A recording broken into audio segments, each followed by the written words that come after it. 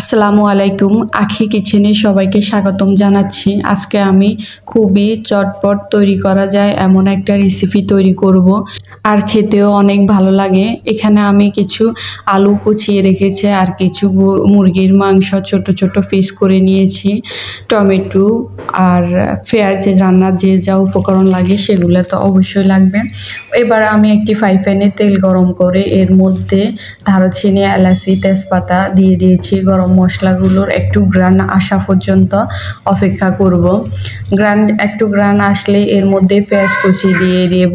এখানে আমি দুটো মাঝারি সাইজের পেঁয়াজ দিয়ে দিয়েছি। এবার এগুলো একটু নরম হওয়া পর্যন্ত অপেক্ষা করব। আবার এর মধ্যে কাঁচামরিচগুলোও দিয়ে দেব। আদা বাটা দিয়ে দিচ্ছি 1 চামচের মতো। রসুন বাটা দিয়ে দিয়েছি 1 চামচ থেকে একটু কম। এগুলো ভালো করে নেড়ে চেড়ে মিশিয়ে নেব, আর এগুলো একটু কাঁচা গন্ধ যাওয়া পর্যন্ত অপেক্ষা করব। এখানে আমি তাড়াতাড়ি পেঁয়াজগুলো সিদ্ধ হওয়ার জন্য লবণ দিয়ে দিয়েছি, এতে করে পেঁয়াজগুলো অনেক তাড়াতাড়ি সিদ্ধ হয়ে যাবে। এবার এখানে আমি কেটে ধুয়ে রাখা মুরগির মাংসগুলো দিয়ে দেব। এবার একটা টমেটো কেটে দিয়ে দেব এখানে। এবার মশলাগুলো নেড়ে চেড়ে মিশিয়ে নেব মুরগির মাংসের সাথে। মুরগির মাংসগুলোর একটু কালার চেঞ্জ হওয়া পর্যন্ত অপেক্ষা করব। এই পর্যায়ে চুলার আঁচ একটু বাড়িয়ে দিবেন, এতে করে মুরগির মধ্যে যে এক্সট্রা পানিগুলো আছে এগুলো শুকিয়ে যাবে। মুরগির কালার চেঞ্জ হয়ে আসলে এর মধ্যে বাকি মশলাগুলো দিয়ে দেব।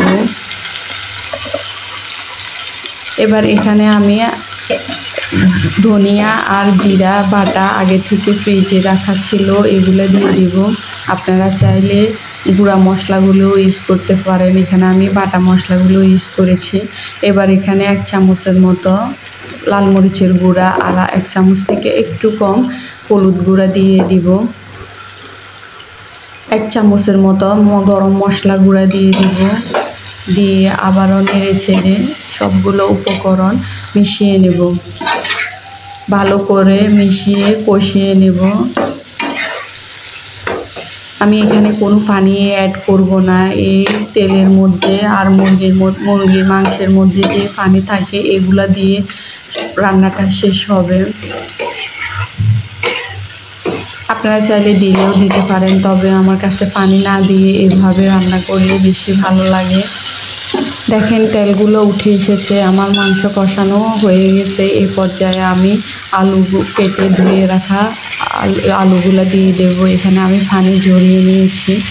এরপর সমস্ত উপকরণগুলো নেড়ে চেড়ে মিশিয়ে দেব। ভালো করে মেশাতে হবে যেন আলুর মধ্যে আর মশলাগুলো ভালো করে মিশে যায়। এবার আমি চুলার জাল কমিয়ে দেব। চুলার জাল কমিয়ে ঢাকনা দিয়ে প্রায় 5 মিনিটের মতো রান্না করব। এখানে আমি কোনো পানি অ্যাড করি নাই, শুধুমাত্র মুরগির যে পানি ছিল এগুলা দিয়ে রান্না করব। চুলার জাল কমিয়ে দিয়ে এভাবে ঢাকনা দিয়ে রাখলে আলুগুলা আর মাংসগুলা এমনি সিদ্ধ হয়ে যাবে। সবাই এভাবে সেম আমি যে নিয়মে তৈরি করেছি এই নিয়মে সবাই তৈরি করবেন। আশা করি অনেক ভালো লাগবে। ভালো লাগলে আমার চ্যানেলটি সাবস্ক্রাইব করবেন, লাইক কমেন্ট শেয়ার করবেন, আর ফেসবুক পেজ থেকে দেখলে ফলো করবেন। আল্লাহ হাফেজ।